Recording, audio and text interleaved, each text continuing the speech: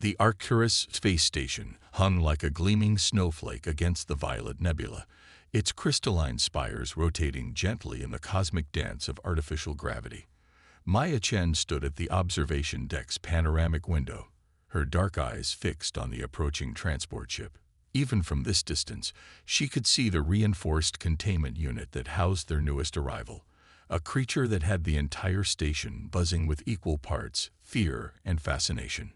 "Dr. Chen, they're requesting your presence in Hangar 7. The station's AI announced, its voice carefully neutral. Director Reynolds emphasizes the urgent nature of this meeting. Maya straightened her Navy uniform and touched the xenobiologist insignia at her collar. "Tell them I'm on my way, ARI. And please pull up everything we have on Starweavers during my walk there."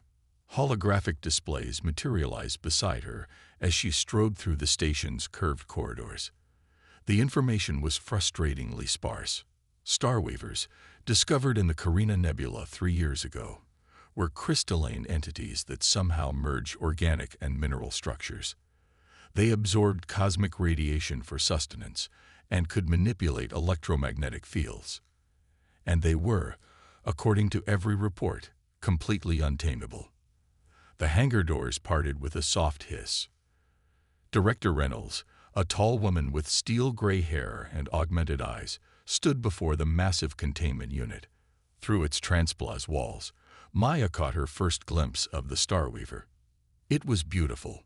The creature's body resembled flowing glass, its crystalline structure refracting light in impossible patterns. It moved like liquid mercury, its form constantly shifting between solid geometric shapes and flowing curves. At its core, pulses of energy created aurora-like displays that reminded Maya of the northern lights on Earth. "Specimen designation, Nebula," Reynolds said without preamble. "Retrieved from a smuggling operation in the Outer Rim. Injured during capture, but our initial scans show it stable. Every other xenological facility refused to take it." Maya approached the containment unit, studying the creature's movements. Because of the Ganymede incident, 3 dead, 12 injured, and a research station destroyed. Reynolds' augmented eyes wared as they focused.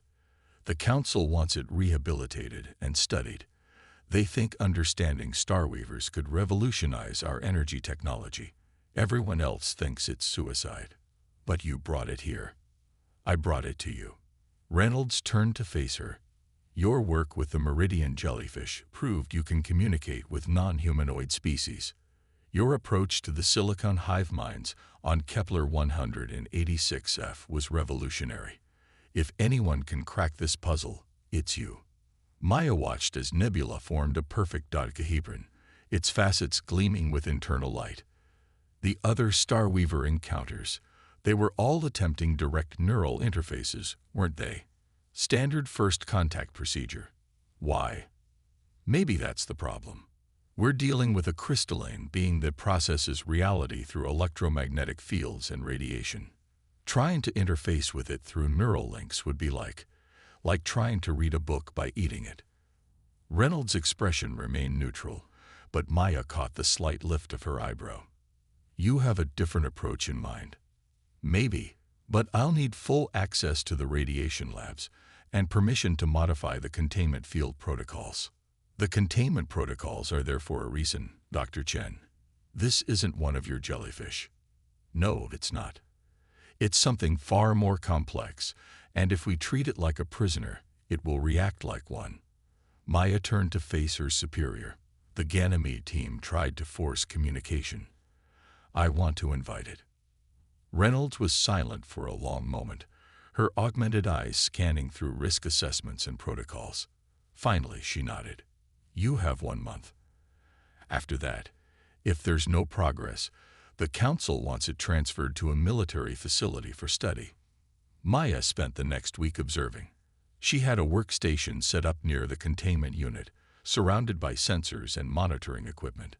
She watched as Nebula cycled through geometric forms, noting how its patterns changed with the station's day and night cycles. The creature responded to radiation levels in its environment, its crystalline structure becoming more ordered when exposed to certain frequencies. Her first attempt at interaction came on day 8. She modified the containment field to emit a precise pattern of radiation, similar to what her sensors had detected from Nebula during its calmer moments. The response was immediate and violent. The Starweaver's form exploded into jagged shards, each fragment pulsing with angry red energy. The containment field crackled as electromagnetic pulses battered against it. Warning alarms blared throughout the hangar. "Shut it down!" Security Chief Patel shouted from the doorway, his hand on his pulse weapon. "Shut it down now." Maya scrambled to disable the radiation pattern, her heart pounding. As soon as the emission stopped, Nebula gradually settled back into its fluid geometric transitions, though its core still pulsed with agitated energy. "That's it," Patel declared, striding forward. "I'm calling the director. This is too dangerous." "Wait." Maya held up her hand, still studying the creature. "Look at its pattern sequence." The security chief paused. Nebula was cycling through shapes, but there was a clear order now. Tetrahedron, cube, octahedron, back to tetrahedron, over and over. "It's not random anymore," Maya said softly. "It's trying to communicate. We just need to learn its language." The next 2 weeks were a careful dance of trial and error. Maya developed a theory that Starweavers communicated through a combination of geometric forms and radiation patterns.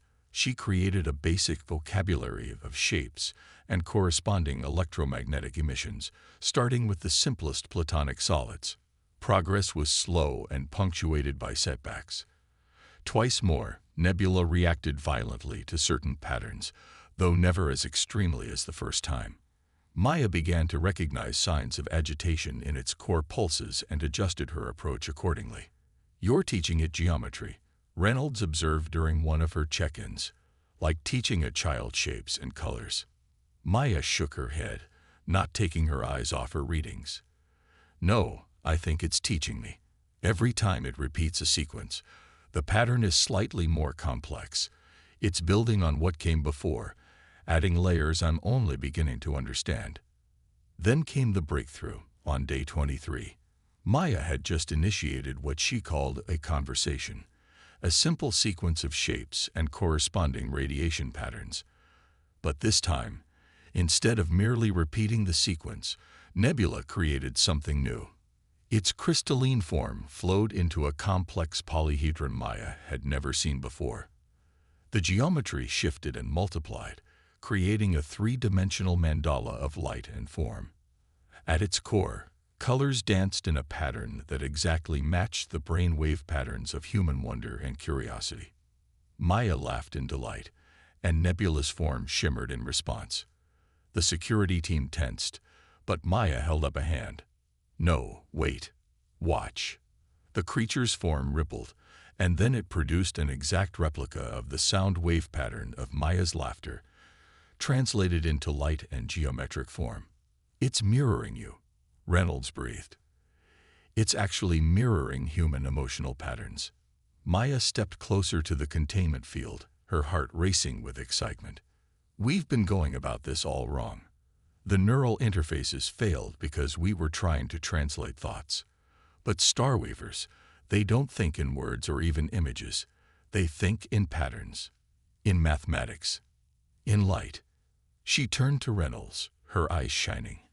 "And they can learn to translate our patterns, our emotions, our sounds, our movements, into their language. We don't need to force our way in.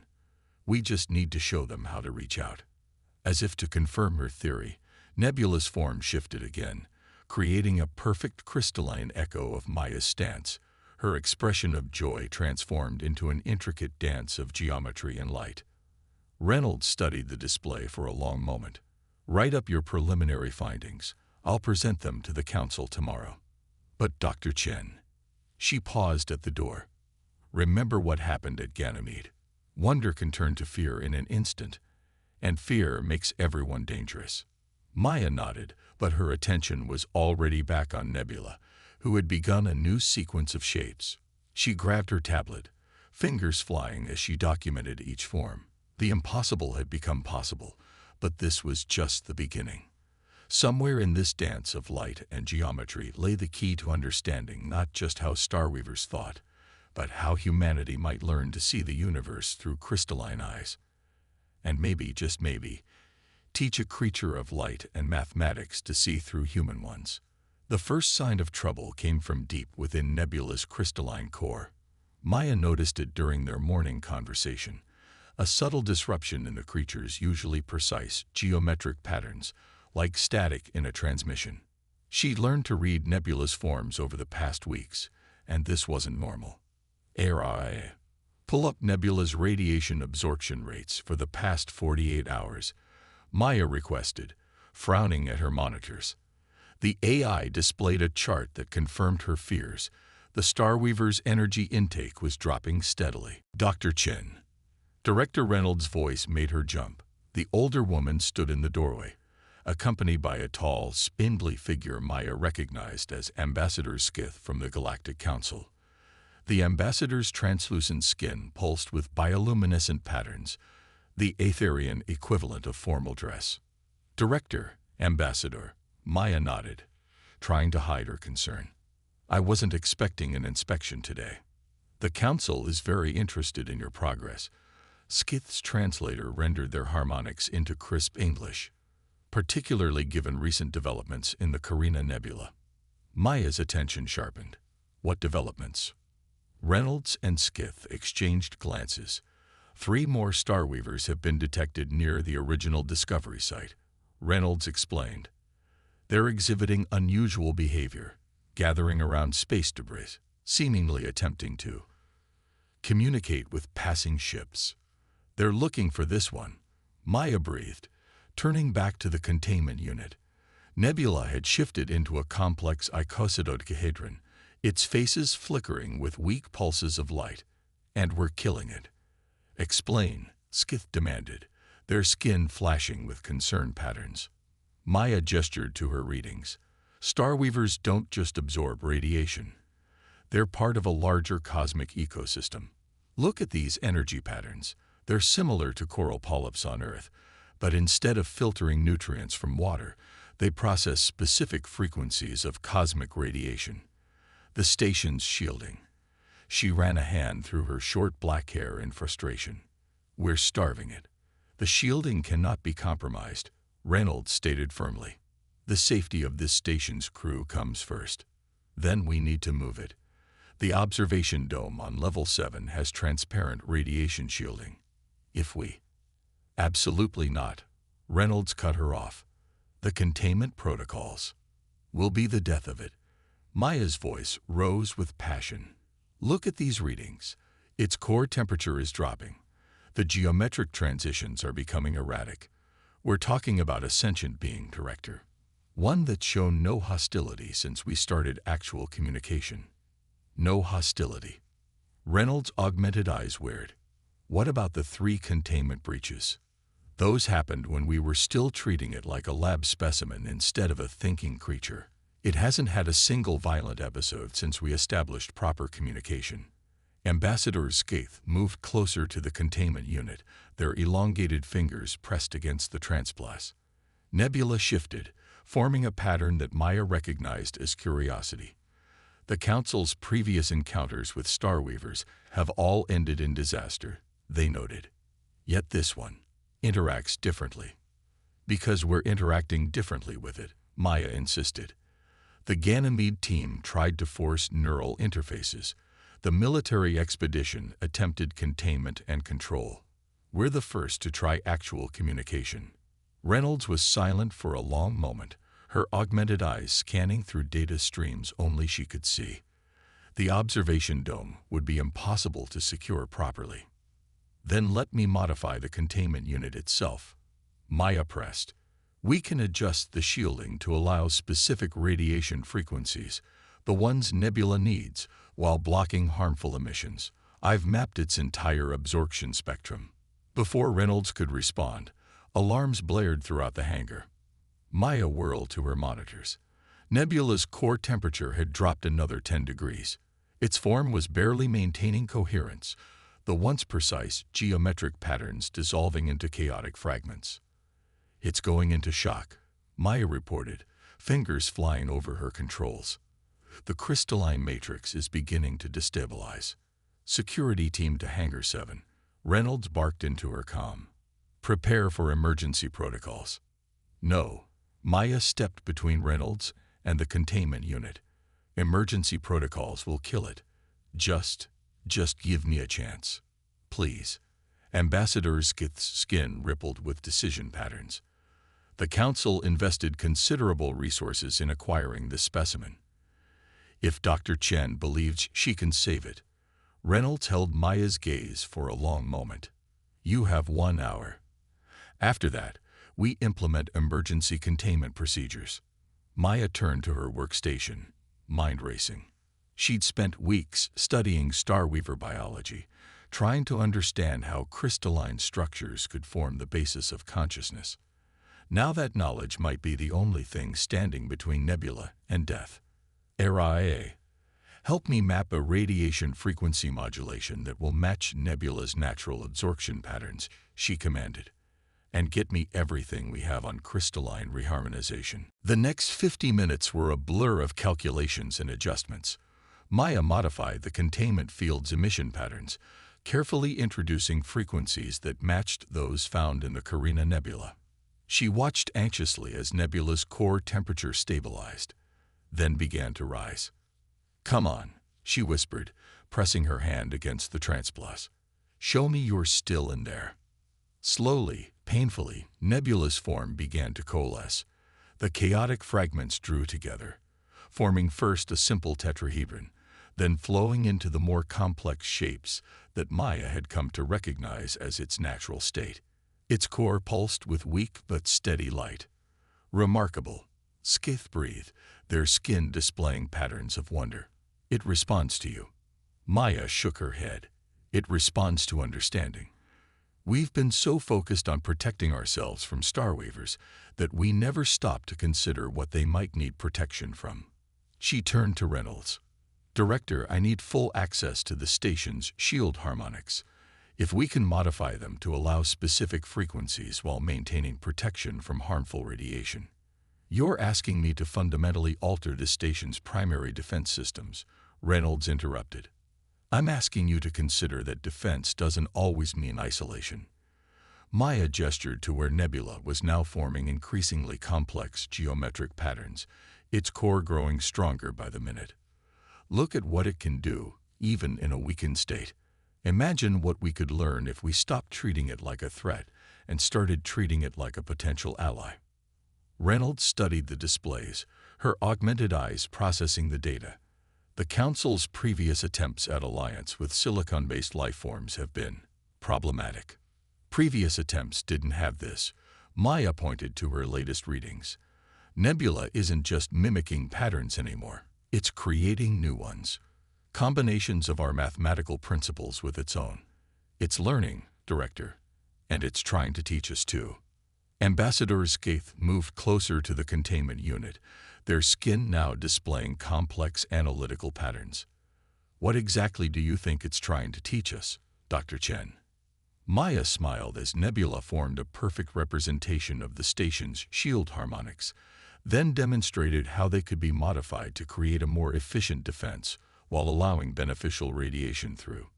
I think it's trying to show us that sometimes the best way to protect ourselves is to open up rather than shield ourselves completely. That strength can come from understanding rather than isolation. The crystalline entity pulsed with approval, its core now shining brightly enough to cast shadows.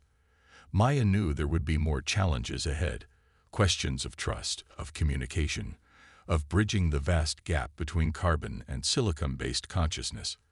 But as she watched Nebula dance through increasingly complex geometric forms, she felt a surge of hope. After all, if a human scientist and a crystalline being from the depths of space could find common ground, what other impossible boundaries might humanity break through? The observation dome of Arcturus Station blazed with ethereal light as Nebula performed what Maya had come to think of as its morning dance. The crystalline being flowed through complex geometric forms, each transition accompanied by pulses of electromagnetic energy that painted aurora-like patterns across the transparent dome. Far above, the violet swirls of the nearby nebula provided a cosmic backdrop to the display. Fascinating, Dr. Yuki Tanaka murmured. Adjusting his spectral analyzers, the xenophysicist had arrived from Earth Central 3 days ago, part of a growing contingent of scientists drawn by Maya's breakthrough. The energy conversion efficiency is beyond anything we've achieved artificially. Maya nodded, but her attention was focused on the subtle variations in nebula's pattern sequence. After 2 months of daily interaction, she'd learned to read the Starweaver's moods in its geometric choices. Today's performance seemed anxious. "Something's wrong," she said quietly. "Araya, what's the status of the local stellar activity?" The A's response was immediate. "Warning. Significant solar flare detected in nearby star system NGC 4872. Estimated arrival time of radiation wave: 6 hours, 23 minutes. Maya's stomach tightened. Since modifying the station's shields to accommodate Nebula's needs, they'd been fortunate to avoid any major stellar events. Now they were about to face their first real test. "We should return it to the reinforced containment unit," Security Chief Patel suggested from his position near the door. Despite months without incident, he still insisted on maintaining a security presence during all interactions with Nebula. "No," Maya said firmly, approaching the modified containment field that now served more as a communication interface than a prison. "Nebula's trying to tell us something. Look at these patterns." The Starweaver had shifted into a complex series of nested dodecahedrons, each layer pulsing with different frequencies of light. Maya had seen similar formations before, but never with this level of urgency. "Araya, analyze these emission patterns. Compare them to our database of stellar phenomena." A moment later, holographic displays materialized around them, showing the correlation. Dr. Tanaka inhaled sharply. "It's modeling the approaching solar flare, but with modifications to the radiation pattern." "Not modifications," Maya breathed, watching as Nebula's demonstration continued. "Solutions. It's showing us how to adjust our shields to better protect against the flare." She turned to Patel. "Get Director Reynolds up here. Now." The next hour was a flurry of activity as Maya worked with the station's engineering team to implement the changes Nebula had suggested. The Starweaver continued its geometric dance, adjusting its patterns whenever the engineers missed a crucial frequency modulation. "This is unprecedented," Reynolds remarked, watching as Nebula demonstrated a particularly complex shield harmonization. "It's actively helping us improve our technology." "Because we finally started listening," Maya replied, checking the latest calculations. "The previous encounters failed because we tried to force our understanding onto them. We never considered that they might have something to teach us." A sudden shift in Nebula's pattern caught her attention. The Starweaver had formed a perfect icosahedron, its faces rippling with urgent pulses of light. "That's new," Dr. Tanaka noted, adjusting his scanners. Maya frowned, studying the pattern. Over the past weeks, she'd developed a sort of mathematical syntax for communicating with Nebula, learning to interpret its geometric language. This formation suggested. Her eyes widened. "The flare's not coming alone. Araya, deep scan of the approaching radiation wave." Scanning. Alert. Detecting complex magnetosphere disturbances accompanying the solar flare. Potential for electromagnetic cascade effect. "It's worse than that," Maya said, watching as Nebula's demonstration grew more elaborate.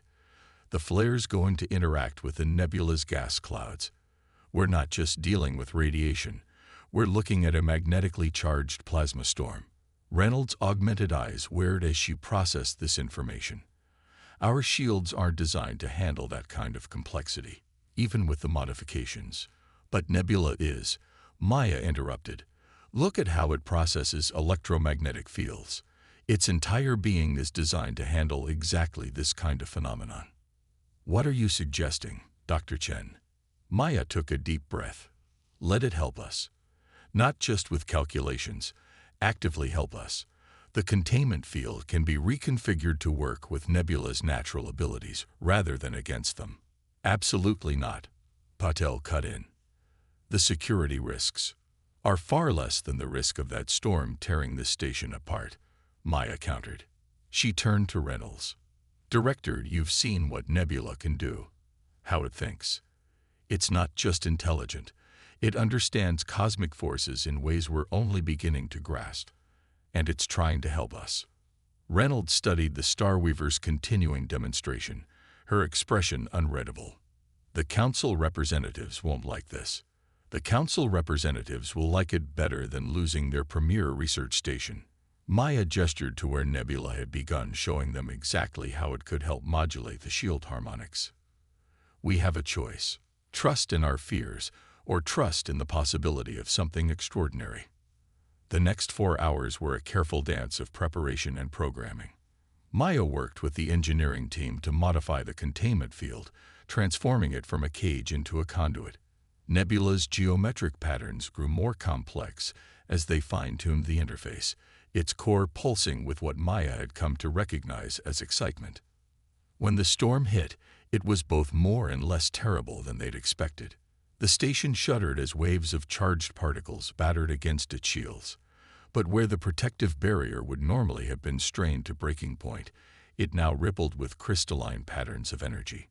Nebula's form had expanded to fill the entire dome, its crystalline structure fragmenting into countless smaller forms that danced in perfect synchronization with the shield harmonics. Through their modified interface, it was able to predict and adapt to each new wave of the storm, adjusting the station's defenses with impossibly precise calculations. Remarkable, Dr. Tanaka whispered, watching as sensors showed radiation levels remaining well within safe parameters despite the fury outside. It's not just deflecting the energy, it's transforming it, using it. Maya smiled, recognizing the patterns in Nebula's movements. The Starweaver wasn't just protecting them, it was showing off a little, demonstrating just how much more it could teach them if given the chance. As the storm began to subside, Nebula's form coalesced back into its usual size, though its core pulsed with more energy than Maya had ever seen before. It formed a brief pattern that she recognized as satisfaction, followed by one that could only be interpreted as a question. What else would they like to learn? Well, Reynolds said dryly, watching as the last readings from the storm faded from their monitors. I believe this will make for an interesting report to the Council. Maya stepped closer to the containment field, where Nebula was now forming a complex sequence that suggested new possibilities for shield harmonics. I think, she said softly, this is just the beginning of a much larger conversation. Above them, the nebula's violet swirls seemed to pulse in agreement, as if the cosmos itself was eager to see what might emerge from this unprecedented partnership between human ingenuity and crystalline wisdom. The message that changed everything arrived 3 weeks after the storm. Maya was in the observation dome, documenting Nebula's latest attempts to teach them about quantum crystalline structures, when Director Reynolds entered with a face like stone. The Carina Collective has filed a formal claim, Reynolds announced without preamble. They're saying the Starweaver was taken from their territory. They want it back. Maya's hand stilled over her console. In the modified containment field, Nebula's geometric patterns shifted to show concern. The creature had grown remarkably adept at reading human emotional states. The Collective. They're a corporate consortium, not a government. They don't have any legitimate claim. They're claiming prior research rights. Apparently, they had a facility studying Starweavers before the Ganymede incident. Reynolds' augmented eyes flickered with data streams. They've provided documentation showing they were first to make contact. First to capture and torture, you mean? Maya's voice was sharp. She'd seen records of the Collective's research methods. Is the Council actually considering this? The Council is considering everything. Reynolds sighed. Your success with Nebula has made Starweavers the most valuable research subject in 3 sectors. The Collective is just the first to make a move. There are others. As if to emphasize the point, the station's alerts chimed. Director, Araya announced, 3 more ships have entered the system. Current count stands at 17 vessels in orbit. Maya moved to the dome's observation panels. The space around Arcturus Station had grown crowded over the past weeks. Research vessels, corporate ships, even a few that were obviously military despite their civilian markings, all drawn by rumors of what she and Nebula had achieved. They're not getting her, Maya said firmly. Reynolds raised an eyebrow. Her. Maya hadn't meant to use the pronoun. It had just slipped out. After months of daily interaction, of learning to read Nebula's geometric language and emotional patterns, it felt wrong to keep calling the Starweaver it. Before she could respond, the station's emergency alerts blared. Red warning lights flashed across the dome, as Araya's voice took on an urgent tone. Alert. Unauthorized access detected in primary shield control systems. Multiple breach attempts detected. Nebula's form shifted instantly, transforming into a complex warning pattern Maya had never seen before.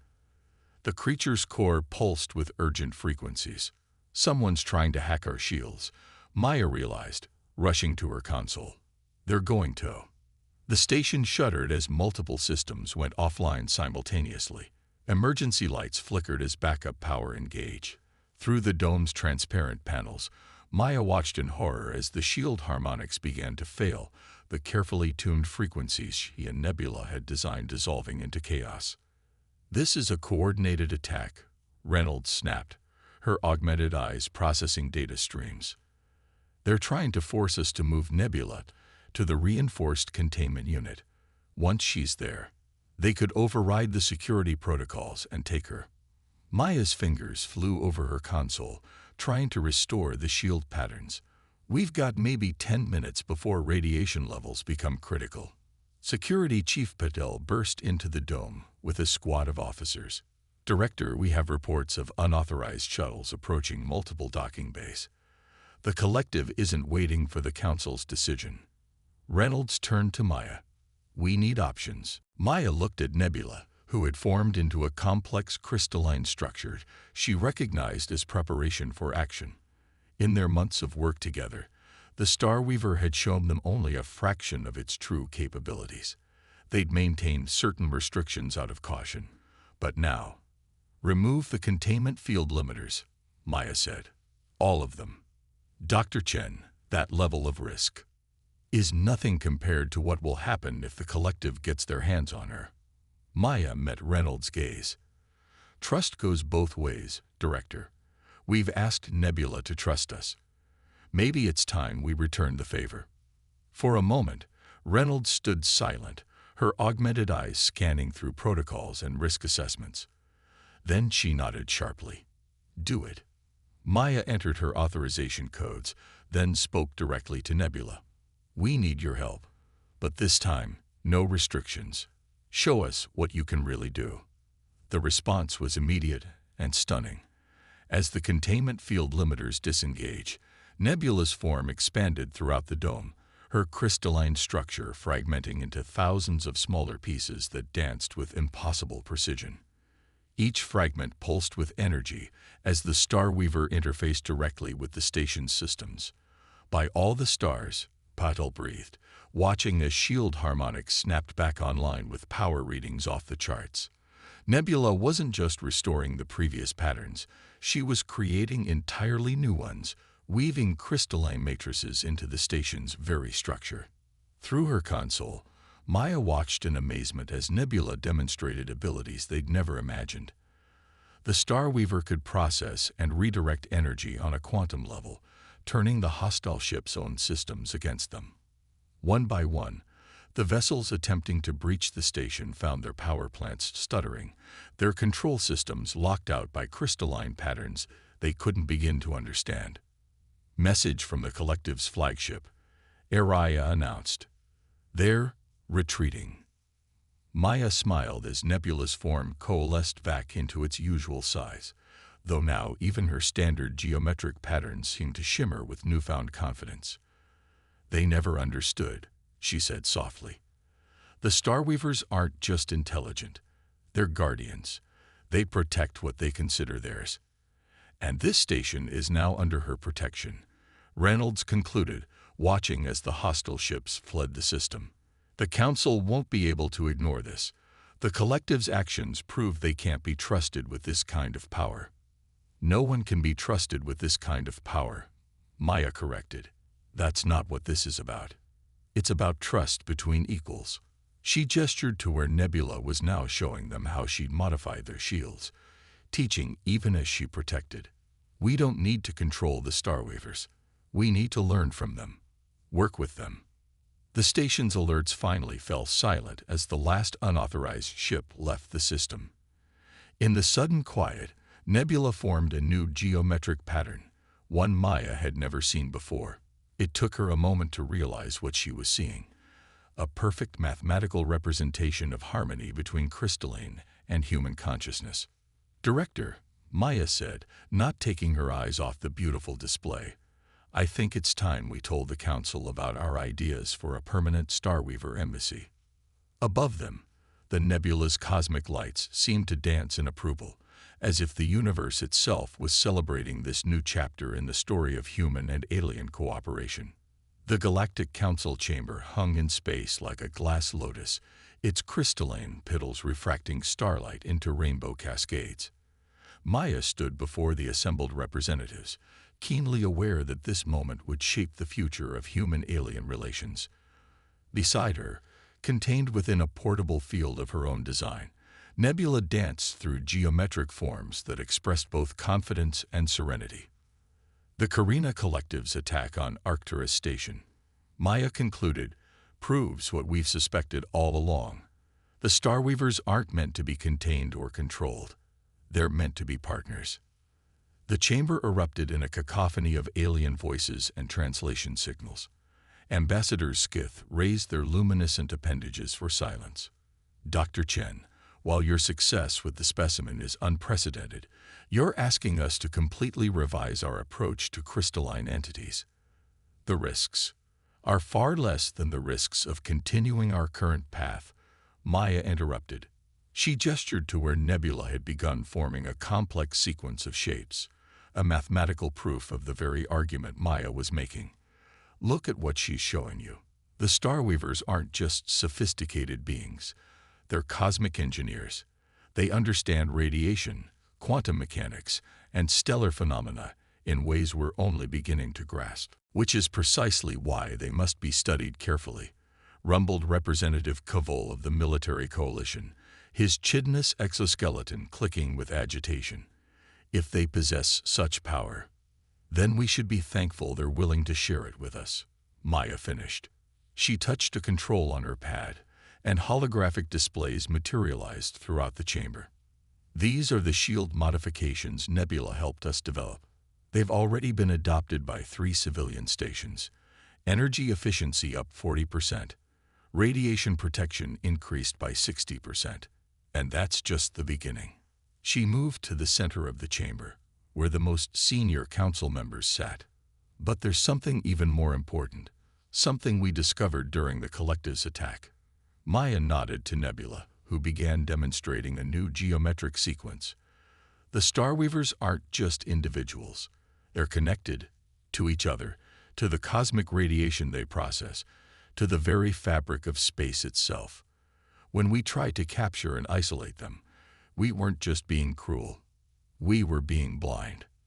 The chamber fell silent as Nebula's display grew more complex, showing the intricate web of connections between stellar phenomena, radiation patterns, and crystalline consciousness. Even the most skeptical representatives leaned forward, caught by the beauty and complexity of what they were seeing.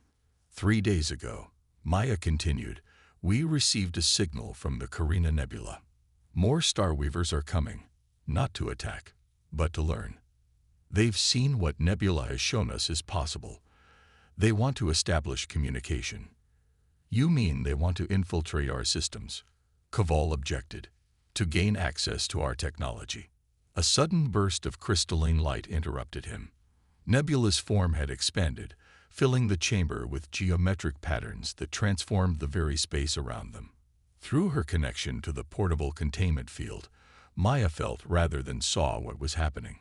Nebula was showing them the truth about Starweaver technology. "My God," breathed Dr. Tanaka, who had accompanied them as scientific advisor. "Their entire crystalline structure. It's not just sophisticated, it's quantum-enabled. They don't need to infiltrate our technology. They're centuries beyond it." "Then why?"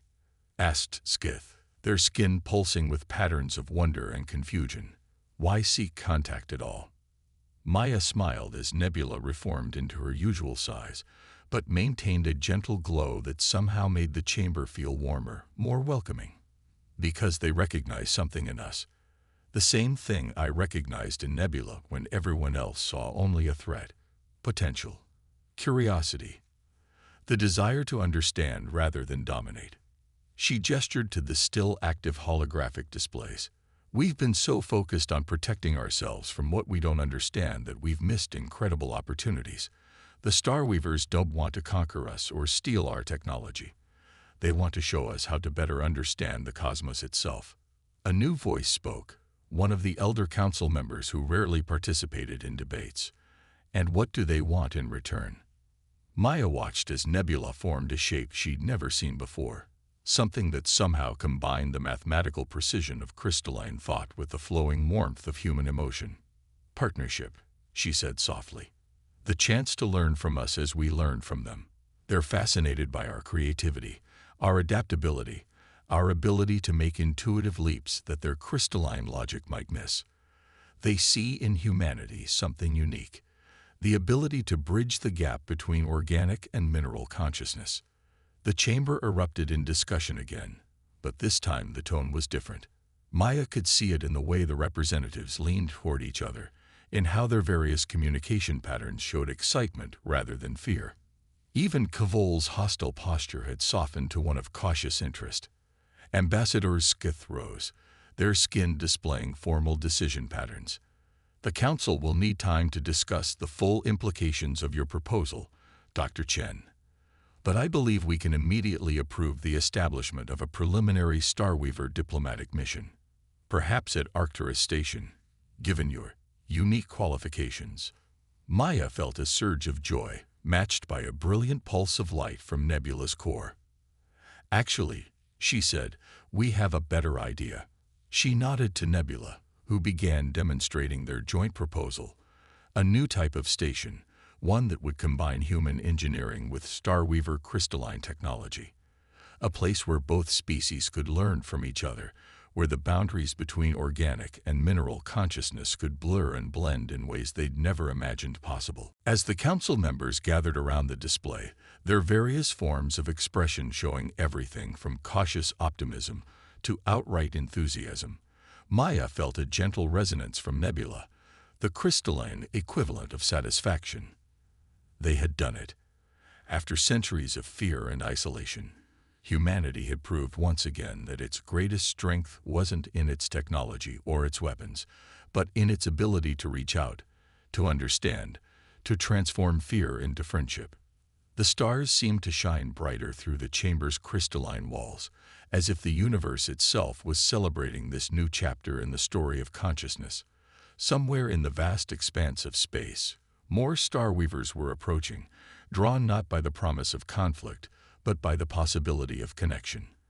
And here, in this moment, a human woman and a crystalline being had shown that the greatest discoveries don't come from force or fear, but from the simple, profound courage to trust in understanding. Maya smiled as Nebula began teaching the fascinated council members a new geometric language, one that combined crystalline precision with human intuition. This wasn't just a diplomatic victory or a scientific breakthrough. It was proof that in the vast, often terrifying expanse of space, the strongest force wasn't power or technology, but the simple, undeniable truth that consciousness, in all its forms, was meant to connect, to learn, to grow. Together.